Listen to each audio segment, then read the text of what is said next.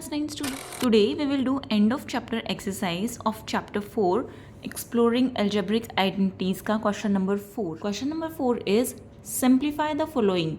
First part is 4x square plus 4x plus 1 upon 4x square minus 1. क्या हम इस 4x को 2x whole square लिख सकते हैं प्लस इस 1 को हम 1 का होल स्क्वायर लिख सकते हैं. हमें a plus B whole square find out करने के लिए सबसे पहले क्या देखना होता है कि हमारी दो टर्म स्क्वायर में होनी चाहिए. बट यहाँ पे 1 है, लेकिन 1 का स्क्वायर भी तो 1 ही होता है ना. तो आपको कंफ्यूज नहीं होना कि मैम यहाँ पे तो a की स्क्वायर वाली टर्म है, यहाँ पे तो स्क्वायर है ही नहीं, तो हम इसमें a plus B whole square कैसे लगाए. देखो, इसको हम 2x होल स्क्वायर लिख सकते हैं और इसको हम 1 का स्क्वायर लिख सकते हैं. अब मिडल टर्म चेक कर लेते हैं, क्या ये 2ab बन रहा है. 2 इंटू 2x इंटू 1, 2 2 4x, तो ये 4x बन रहा है. तो ये हमारी आइडेंटिटी कौन सी यूज़ हो जाएगी यहाँ पे, 2x प्लस 1 का होल स्क्वायर अपॉन, यहाँ पे हम न्यूमरेटर और डिनोमिनेटर दोनों को साथ में सॉल्व करेंगे बिकॉज इतना बड़ी कैलकुलेशंस नहीं है, तो हम यहाँ पे एक साथ सॉल्व कर सकते हैं. ठीक है, यहाँ पे देखो, इसको भी हम ऐसे ही लिख सकते हैं ना, 4x स्क्वायर को 2x होल स्क्वायर बिल्कुल लिख सकते हैं, माइनस 1 का स्क्वायर, इसको लिख सकते हैं 1 का स्क्वायर.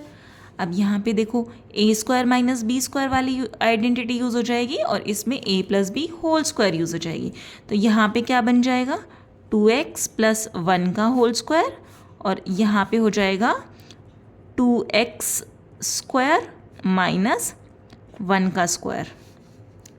यहाँ पे हम आइडेंटिटी यूज़ करेंगे a plus B whole square which is equals to a square plus 2ab plus B square, और यहाँ पे हम आइडेंटिटी यूज़ करेंगे a square minus B square which is equals to a plus B into a minus B.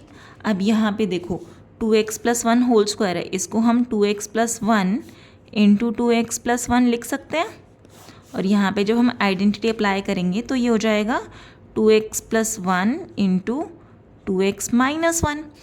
एक 2x plus 1 से एक 2x plus 1 cancel out हो जाएगा, तो हमारा सिर्फ आंसर में बचेगा, तो यहाँ पे कैंसिल आउट होने के बाद सिर्फ बचेगा ये 2x plus 1 upon 2x minus 1. अब फर्दर हम इसको सिंप्लीफाई नहीं कर सकते, तो हम इसको यहीं पे छोड़ देंगे.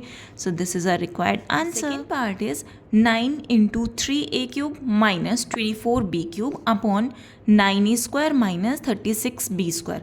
अब इन्हें देख के देखो, आपको पहचान में आ रहा होगा ना, यहाँ पे दो क्यूब वाली टर्म्स है और बीच में नेगेटिव साइन है. इसका मतलब हम यहाँ पे a cube minus b cube वाली आइडेंटिटी यूज़ कर सकते हैं.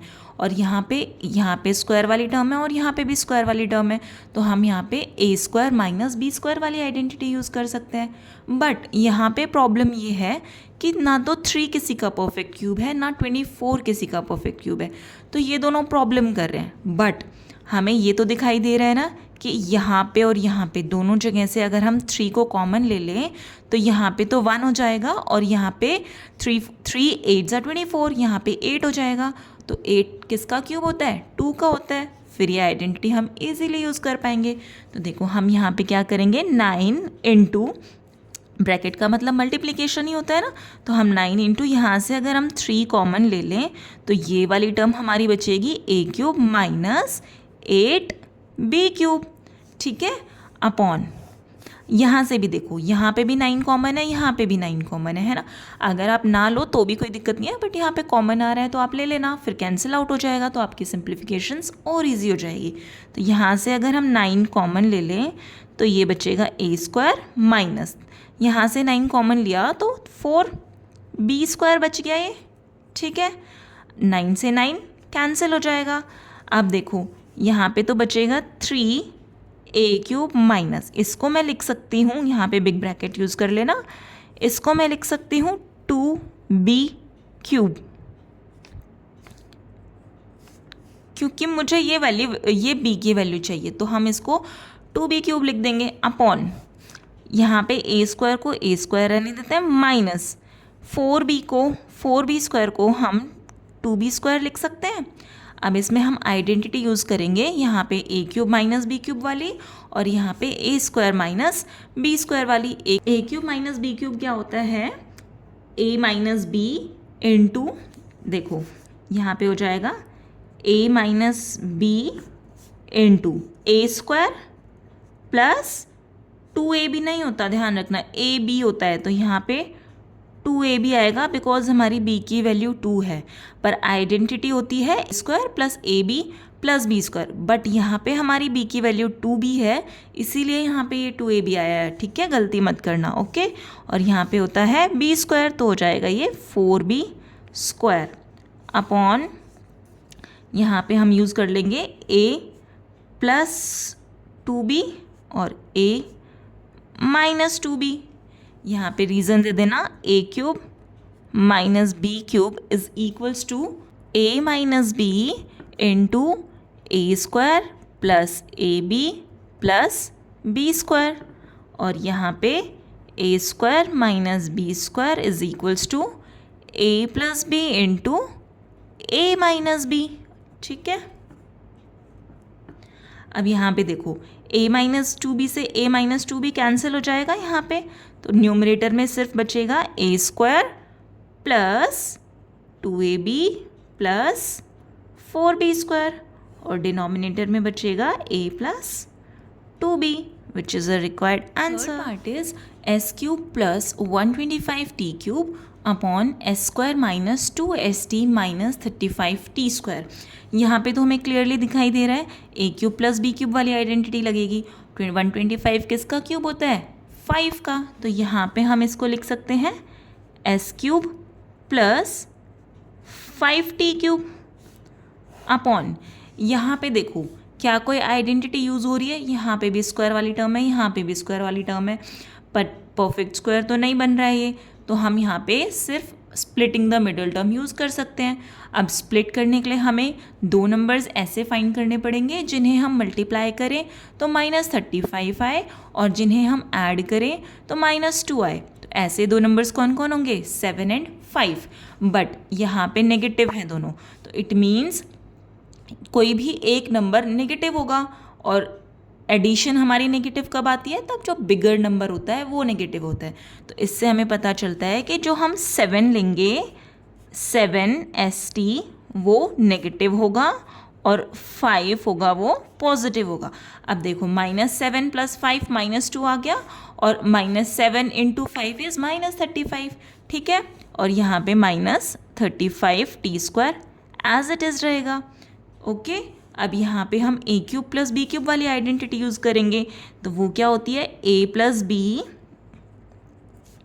इंटू ए स्क्वायर माइनस ए बी होता है, तो 5t इंटू एस, तो ये हो जाएगा 5st plus B square that is 25t² upon, यहाँ पे पहले हम आइडेंटिटी लिख देते हैं। हमने यूज़ किया है a cube plus b cube which is equals to a plus B into A square minus A b plus B square. A cube minus B cube में क्या होता है? यहाँ पे a माइनस बी होता है और ये सारी टर्म पॉजिटिव होती है। अभी तक आपको ये आइडेंटिटी याद हो जानी चाहिए क्योंकि आपने बहुत सारे क्वेश्चंस कर लिए है ना, याद हो गई ना? Very good. अब देखो यहाँ पे हम क्या करेंगे? पेयर बनाएंगे। तो S square minus S T का जब पेयर बनाएंगे तो यहाँ से दोनों में s कॉमन आ रहा है, तो हम यहाँ से s कॉमन ले लेंगे। यहाँ पे बचेगा s माइनस, यहाँ पे s हमने बाहर कॉमन ले लिया, तो यहाँ पे बचा 70, ओके। अब यहाँ पे देखो 5 और t कॉमन आ रहा है ना, तो हम यहाँ से 5t कॉमन ले लेंगे। यहाँ पे बचेगा s माइनस 70, दोनों ब्रैकेट्स की वैल्यू सेम है। यहाँ पे हम रीज़न दे देंगे स्प्लिटिंग मिडल टर्म, ठीक है। अब देखो ये तो एज इट इज़ रहेगा, इसमें तो हमें कुछ नहीं करना, तो हम इसको एज इट इज़ लिख देंगे S square minus 5st plus 25t²। अच्छा एक चीज़ और, जब आप यहाँ पे s बनाओ ना तो स्मॉल s बनाना, अगर आप कैपिटल S बनाओगे तो 5 और s में कन्फ्यूजन हो जाएगी और आप मिस्टेक कर सकते हो, ठीक है। तो यहाँ पे जब 5 और s एक साथ हो या फिर जब भी हम इस इक्वेशन में बनाएं तो हमें s स्मॉल बनाना चाहिए ताकि मिस्टेक ना हो, ओके। अब देखो यहाँ पे s प्लस 5t आ जाएगा और ये दोनों वैल्यूज़ को हम सिंगल वैल्यू में कन्वर्ट करके सिंगल वैल्यू लिख देंगे, s minus 70, s plus 5t से s plus 5t cancel out हो गया, यहाँ पे सिर्फ क्या बचा, s square minus 5st plus 25t square upon s minus 70 which is the required answer, क्योंकि हम इसको फर्दर सिंप्लीफाइड नहीं कर सकते। आई होप आपको ये सारे क्वेश्चन समझ में आए होंगे। Subscribe this channel for more amazing videos. Thank you.